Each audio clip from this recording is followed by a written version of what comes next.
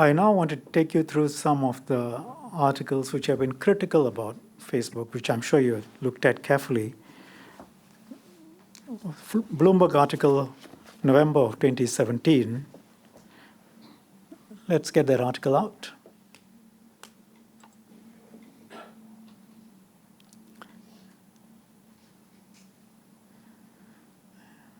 Facebook, the heading is Facebook is still in denial about fake news.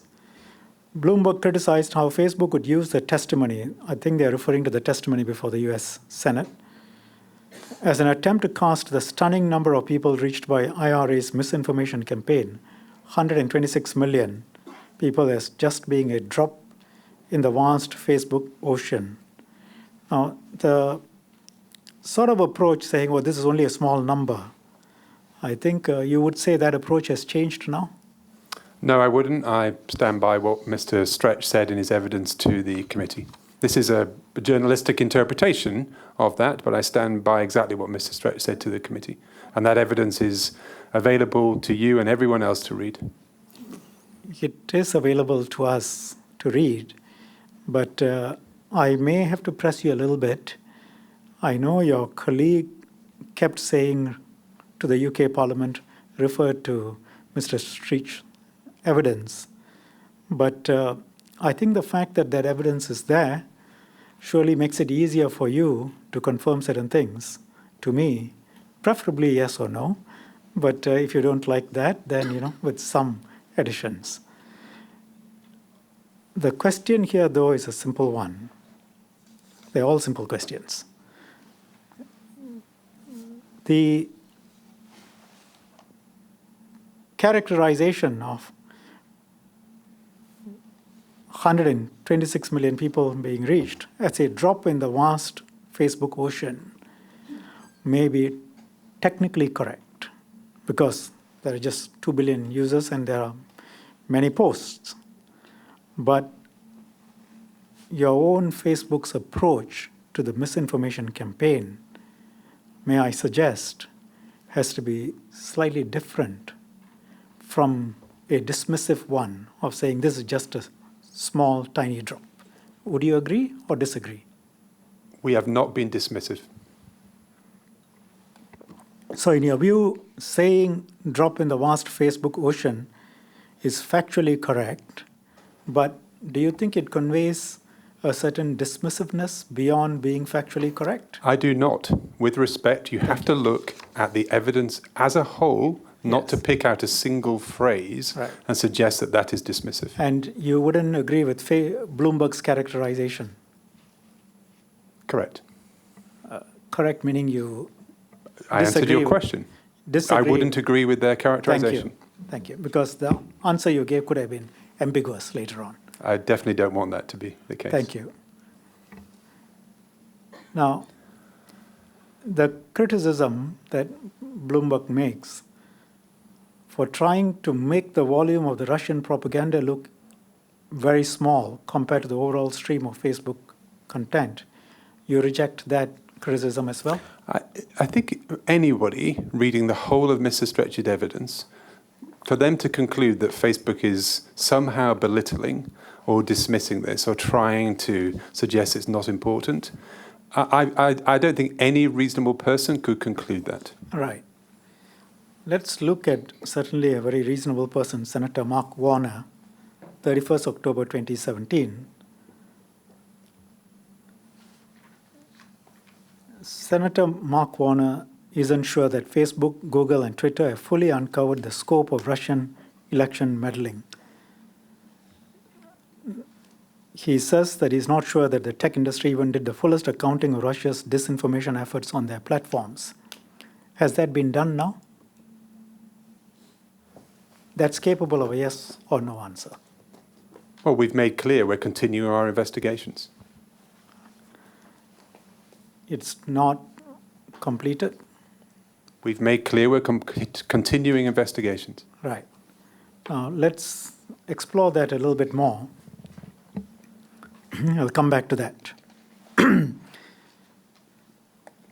Another article, October 31, TechCrunch. It says, Stretch, along with counsel from both Twitter and Google, were criticized as being non-committal in some of the answers, including on the issue of banning foreign currency in political ads. Would you accept that as an accurate characterization? I'd actually like to speak to the chair at this point. I'm not certain that this is a fair use of this committee's time. Unfair to ask me about this. This committee is looking into the issue of deliberate online falsehoods here in Singapore.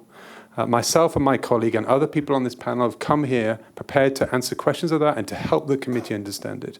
I don't think it's fair to ask me detailed questions about evidence given by my colleague to a different parliament in a different country about activities associated with that country. And I really would like the chairman to consider whether this line of questioning is appropriate. Yeah. Okay. You want to say something? I will explain to you why. Obviously, the 15-minute break has helped you decide whether you will or will not answer the questions. And the reasons why. That's genuinely not what I'm trying to do. I'm really trying to understand why we are not talking about the issues about Singapore, about deliberate online falsehoods here, about what our companies are doing about this.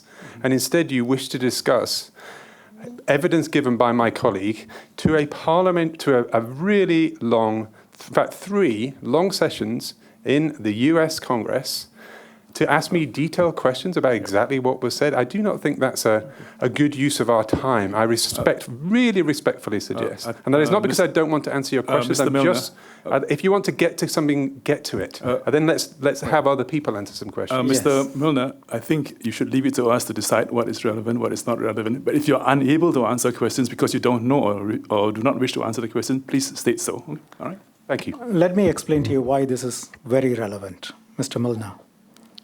I spent most of my career looking at what's relevant and irrelevant.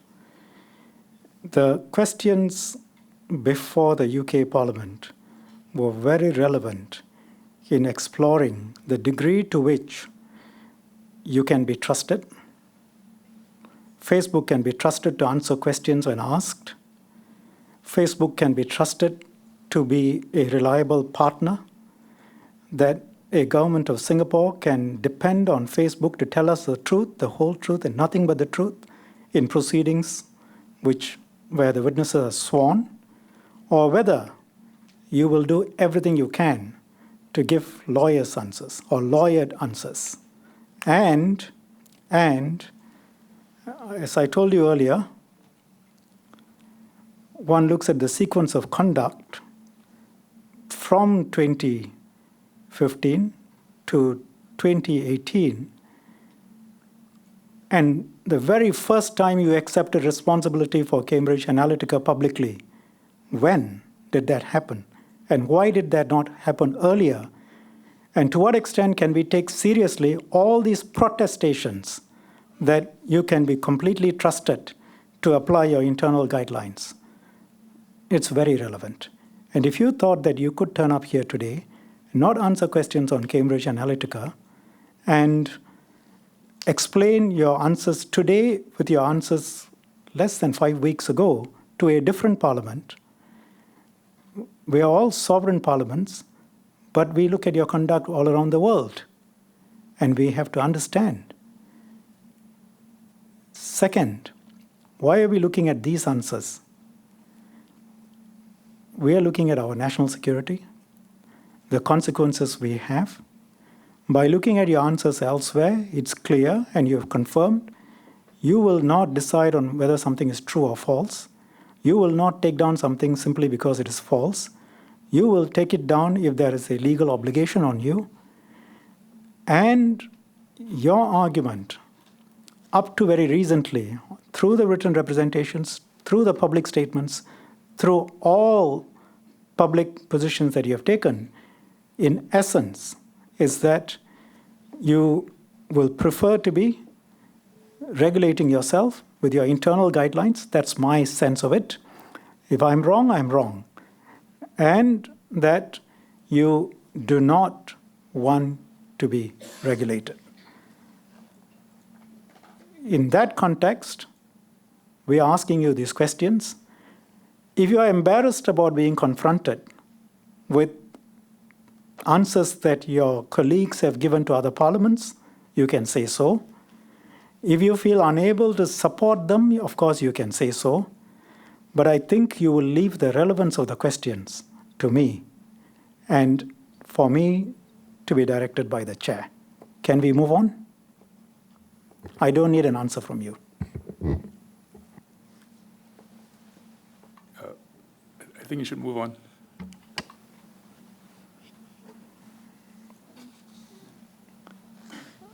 The reason for asking your comments on Senator Mark Warner's comments is very simple. The same thing can happen in Singapore. A serious foreign interference. This is a very senior legislator in the United States. He makes these comments after listening to your very senior colleague, who I assume, or who would have been expected to have been helpful to the American Congress and the American people. And we know our position as Singapore in the world. We are not the United States of America.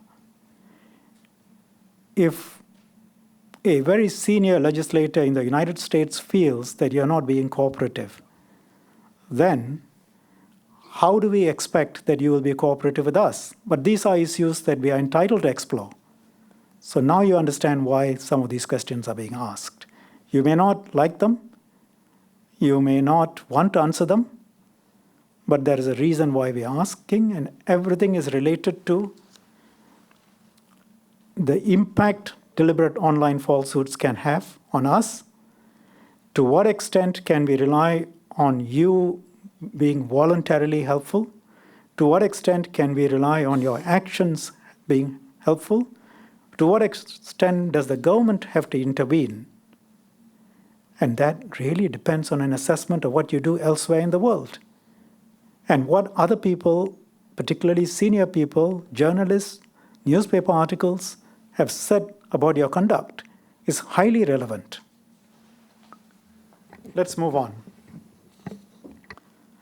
Stretch, along with counsel from Twitter and Google, were criticized as being non-committal in some of their answers, including on the issue of banning foreign currency in political ads.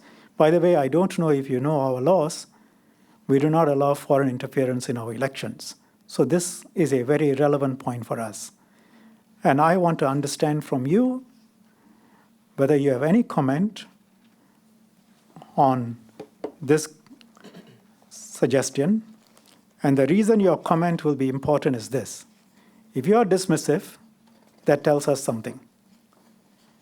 If you are serious about it, and if you show that you are serious in dealing with this problem there, that also tells us something. Please go ahead. And the question is? The question is, what is your comment on this criticism that Mr. Stretch was non-committal on his answers, some of his answers, including on the issue of banning foreign currency in political ads? Mr. Warner's entitled to his view. As a company, since Mr. Stretch gave evidence, our CEO and founder has laid out a very clear plan of action of what we are going to do as a company to help to address the understandable concerns about the integrity of elections around the globe, including here in Singapore. In today's interview with CNN that you referred to earlier, he talked explicitly about concerns about the US midterm elections, but also he talked about elections in India and in Brazil. So we know we have a global responsibility to do what we can to try to protect to try and prevent the abuse of our platform in terms of undermining the integrity of elections. And that includes working with national authorities, both, as it were, in public and behind the scenes, because much of this work has to be done behind the scenes when it comes to cybersecurity, to do what we can to try and prevent what happened in the US election of 2016, to prevent that happening again on our platform. Thank you. Now, have you now a policy to ban foreign currency payments for political advertisements? We have a policy of complete transparency when it comes to Mr. political advertising, Milner, but we I do have not to yet. insist. I'm happy to answer if you'd let me. Yes. We do not as yet have that policy. Right. Again, remember, I told you we have to judge by actions, not just statements. I understand. So as of now, despite the criticism in the United States, you do not ban foreign currency payments for political advertisements. One of the problems here. It's capable Can I- of a yes or no answer. Well, it is, but I also want to explain why. Actually, defining Maybe what you give the constitutes- answer and then explain. Would you mind? The answer is yes, we don't.